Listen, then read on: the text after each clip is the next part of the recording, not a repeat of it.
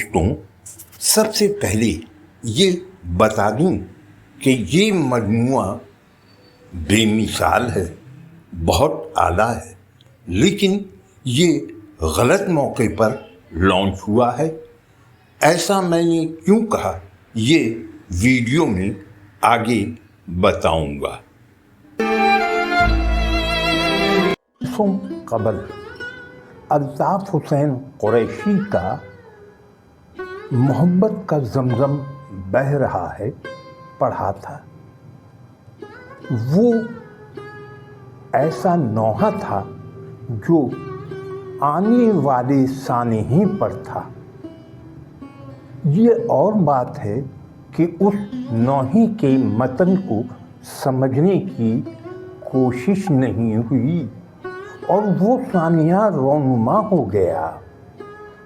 سانحہ تو غم کا معجب ہے۔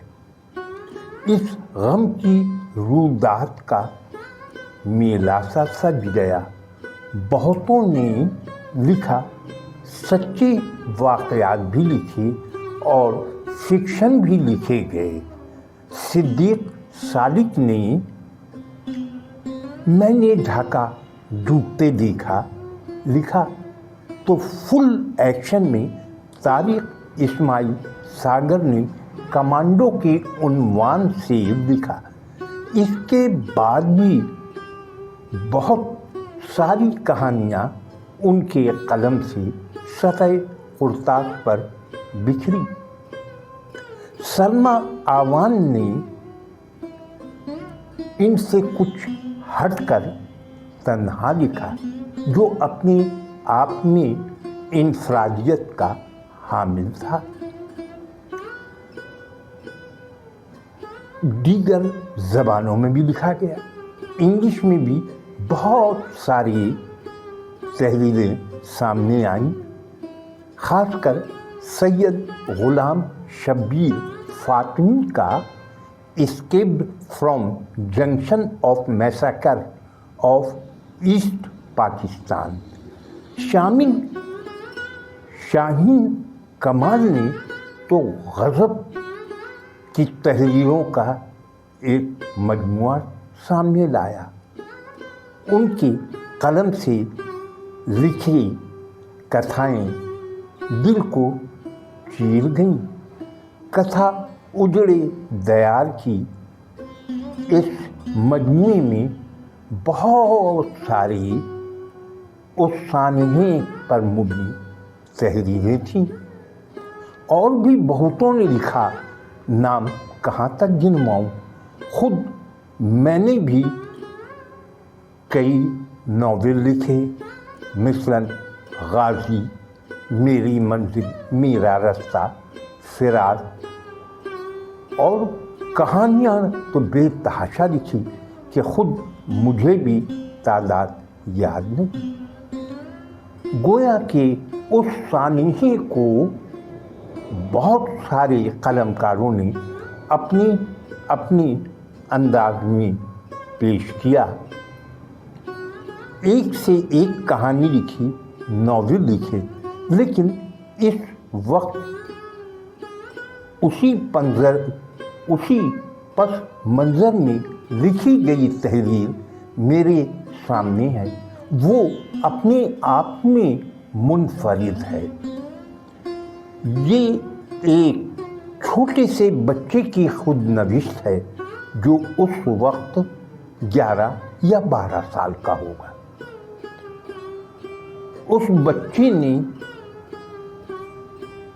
اپنے ننھے سے ذہن سے حالات کو کس طرح پرکھا، قیامت خیز لمحوں کو کیسا محسوس کیا، یہ اسی کی داستان ہے جو آج میں سنانے جا رہا ہوں۔ یعنی اس آپ بیتی کا عنوان ہے سفر در سفر۔ اس وقت کی داستان جب سید انور شکیل کی عمر 10، 11 یا 12 سال ہوگی۔ اس छोटी सी उम्र में उसने सानिया मशरक़ी पाकिस्तान, सुकूत मशरक़ी पाकिस्तान का मंजर देखा, अय्याम खूंचुका को भुगता और फिर प्रिजनर ऑफ वार यानी जंगी कैदी बनकर भारत में कैद रहा। ये उसी की ही दास्तान है। तो आइए चलते हैं इस किताब पर मेरे ख्यालात क्या हैं, मैंने कैसा महसूस किया, इन बातों को आप भी मुलाहजा करें।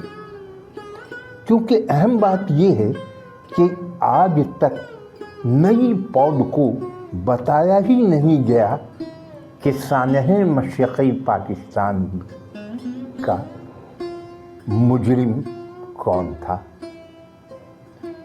सानिया मशरक़ी पाकिस्तान में सबसे ज़्यादा तबाह कौन हुआ, और सबसे बड़ी बात ये कि दुश्मन ने प्रोपेगेंडा फैलाया कि 90,000 जंगी कैदी थे, फौजी थे। आज तक इसे भी ये बताया नहीं गया, किसी ने इस बात को खुलकर नई पौध को बताया ही नहीं गया कि 90,000 फौजी तो पूरे मशरक़ी पाकिस्तान में ही नहीं थे। कुछ लोगों ने जो तादाद बताई है उसके मुताबिक 36 या 37,000 या जो भी हो, लेकिन 90,000 नहीं थी। उसमें बहुत बड़ी तादाद सिविलियनों की थी। उनमें हबीब बैंक के मुलाजमीन, मुख्तलिफ बैंकों के मुलाजमीन, डाकखाने के मुलाजमीन, रेलवे के मुलाजमीन, वापडा के मुलाजमीन, यानी जिसकी पहुंच फौजी अफसरान तक हुई और अपनी जान बचाने के खातिर उन्होंने फौजियों से इस्तदा की कि अपना रिश्तेदार बताकर हमें भी साथ ले ले, और उन्हें भी साथ लिया गया। औरतें, बच्चे, इन सब की तादाद में मिलाकर 90,000 हुई। यही वजह है कि बरसों पहले मैंने एक अफसानचा लिखा था। आइए आपको भी वो अफसानचा सुना दूं, शायद आपको पसंद आ जाए। इस अफसानचे का मैंने उन्वान रखा था नई नस्ल का IQ। मैं बच्चों को पढ़ा रहा था, ये पाकिस्तान एक मौजज़ा से कम नहीं, हमारा हक ना अंग्रेज देने पर तैयार थे और ना हिंदू बनिए। ये तो मुसलमानों के इत्तेहाद का कमाल था और हमारे पुरखुलूस रहनुमाओं की, रहबरों की कोशिश कि हमारा हक हमें मिलकर रहा और दुनिया के नक्शे पर मौजे की तरह एक मुल्क उभर आया। जो भी देखता वो हैरान रह जाता कि ये कैसा मुल्क है, एक हिस्से से दूसरे हिस्से की दरमियान 2,208 किलोमीटर तक फैला दुश्मन का इलाका।